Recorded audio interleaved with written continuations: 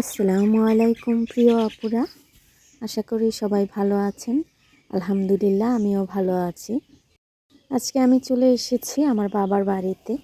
এখানে আমাদের আনারসের ক্ষেত আছে, সেখান থেকে কিছু আনারস আনবো আর আপনাদেরও পুরো ক্ষেতটা ঘুরে দেখাবো।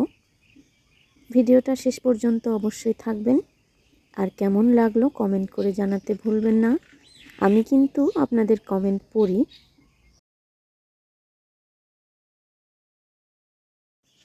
চলুন প্রথমে চারপাশটা একটু ঘুরে ঘুরে দেখি। এই যে খোলা আকাশ দেখতেই মনটা ভরে যায়। আর এই যে আমলকি গাছটা পাতা ছাড়া দাঁড়িয়ে আছে, দেখে মনে হচ্ছিল যেন একটা আর্ট। আমি যেহেতু একটু আঁকাআঁকি করি, ভাবছিলাম এটাকে একদিন এঁকে ফেলবো। আমি আসলে গাছ খুব ভালোবাসি, তাই কোথাও কোনো গাছ দেখি ভিডিও না করে পারি না।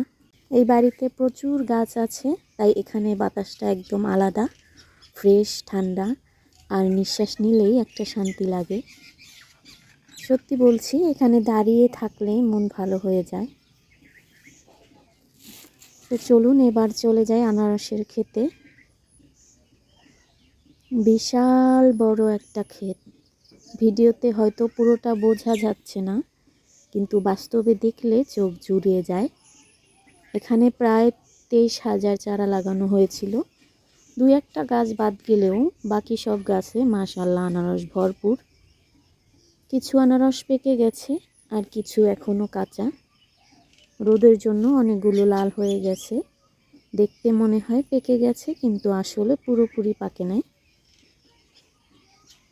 ওপরে যেগুলো আছে সেগুলো ছোট, আর নিচের দিকে বড় বড় আনারস, কিন্তু রোদ অনেক বেশি, তাই নিচে আর নামলাম না।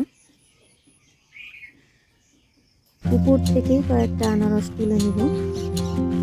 এই গাছগুলোর কাঁটা কিন্তু অনেক তীক্ষ্ণ, তবুও কাঁটা বিঁধলেও আনারস না নিয়ে যাব, এটা কি হয়?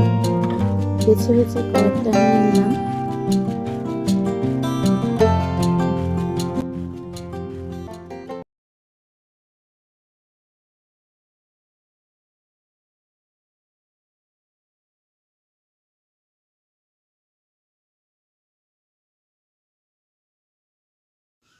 সত্যি বলতে বাবার বাড়িতে গেলে আর আসতে ইচ্ছে করে না। এখানে একটা আলাদা শান্তি আছে, শুধু আরাম আর আরাম। হয়তো এটা জন্মস্থানের টান, যেটা কখনো শেষ হয় না। একটু চাষাবাদের কথা বলি। চাষবাস আসলে সহজ না, অনেক কষ্ট, ধৈর্য আর যত্ন লাগে। একটা গাছ বড় করা, ফল পাওয়া, এর পিছনে অনেক পরিশ্রম থাকে। তাই যারা চাষ করেন তাদের প্রতি আমার অনেক সম্মান। আমরা যদি নিজেরা একটু গাছ লাগাই, তাহলে অন্তত ভেজাল মুক্ত কিছু খাবার নিজেরাই পেতে পারি। শেষ করার আগে একটা কথা বলি, আপনারা কি কখনো আনারসের ক্ষেত দেখেছেন?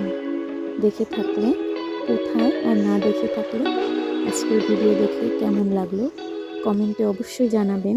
আপনাদের সাথে কথা বলতে আমার অনেক ভালো লাগে।